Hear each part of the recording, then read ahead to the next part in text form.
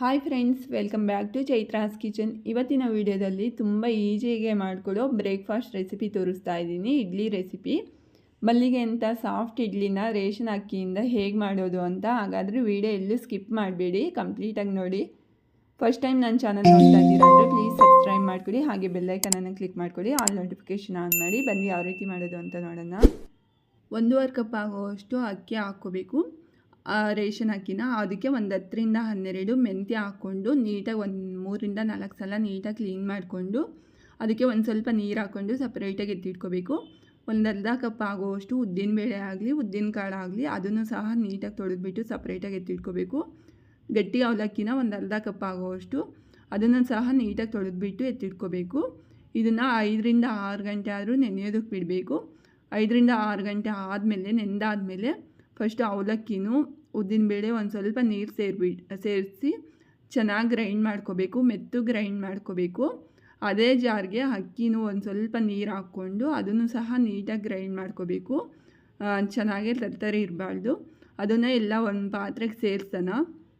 ಇದನ್ನೆಲ್ಲ ನೀಟಾಗಿ ಒಂದು ಸಲ ಮಿಕ್ಸ್ ಮಾಡಿಬಿಟ್ಟು ಇದನ್ನು ಫರ್ಮೆಂಟೇಷನ್ ಆಗೋದಕ್ಕೆ ಬಿಡಬೇಕು.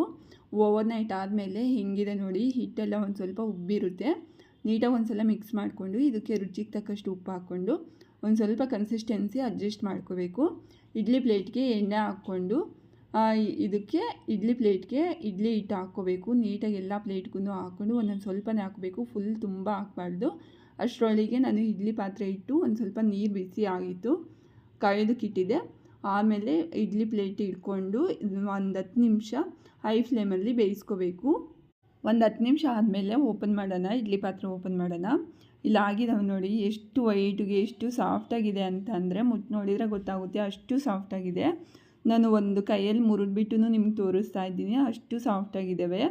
ಇದು ತುಂಬ ಈಸಿಯಾಗಿ ಈ ರೀತಿ ಮಾಡಿಕೊಂಡ್ರೆ ರೇಷನ್ ಅಕ್ಕಿಯಿಂದನೇ ಮಾಡ್ಬೋದು. ಇಡ್ಲಿ ಅಕ್ಕಿ ಬಳಸ್ದಂಗೆ ಅಷ್ಟು ಸಾಫ್ಟಾಗಿ ಅಷ್ಟು ಸ್ಮೂತಾಗಿ ಬರುತ್ತೆ. ಇಲ್ಲಿ ನಾನು ಕಾಯಿ ಚಟ್ನಿ ಜೊತೆ ಸರ್ವ್ ಮಾಡ್ತಾ ಇದ್ದೀನಿ. ನಿಮ್ಗೆ ಇಷ್ಟ ಆಗಿರೋದು ಇಡ್ಲಿ ಸಾಂಬಾರಾಗಲಿ ಚಟ್ನಿ ಜೊತೆ ಆಗಲಿ ಸರ್ವ್ ಮಾಡ್ಬೋದು. ಈ ವಿಡಿಯೋ ಏನಾದರೂ ಇಷ್ಟ ಆದರೆ ಪ್ಲೀಸ್ ಲೈಕ್ ಮಾಡಿ, ಹಾಗೆ ಫ್ರೆಂಡ್ಸ್ ಆ್ಯಂಡ್ ಫ್ಯಾಮಿಲಿ ಮೆಂಬರ್ಸ್ಗೆ ಶೇರ್ ಮಾಡೋದನ್ನು ಮರಿಬೇಡಿ. ಈ ರೀತಿ ಒಳ್ಳೊಳ್ಳೆ ರೆಸಿಪಿಗೋಸ್ಕರ ನಮ್ಮ ಚಾನಲ್ನ ಸಬ್ಸ್ಕ್ರೈಬ್ ಮಾಡ್ಕೊಳ್ಳಿ. Thanks for watching.